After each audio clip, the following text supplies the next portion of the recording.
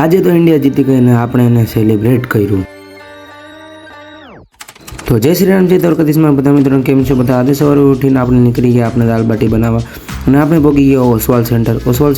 પછી આપણે લાડવા બનાવ્યા, પછી આપણે આગ લગાડી અને નીકળી ગયા મમ્મીને લેવા. પછી આવતા પહેલાં દાળ જોઈને બાટી રાખી દીધી. બાટી રાખીને પછી આપણે મીન્સ કે ગોળ અને ઘીનું લાડવા માટે કોમ્બિનેશન કરીને ગરમ કર્યું. પછી આપણે બેસી ગયા લાડવા બનાવીને પછી આપણે બાટી કાઢીને પપ્પાને દીધી. પપ્પાએ ઘી લગાડીને પછી આપણે બેસી ગયા જમવા.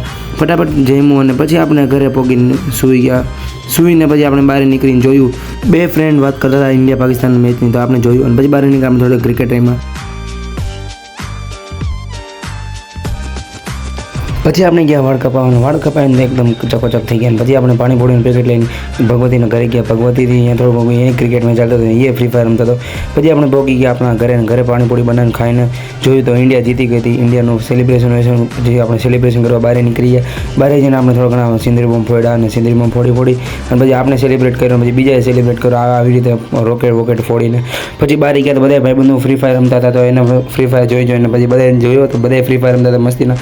બાકી બધું હવે ઠીક. તમે ચેનલને લાઇક, શેર અને સબસ્ક્રાઈબ કરી દેજો. જય શ્રી રામ.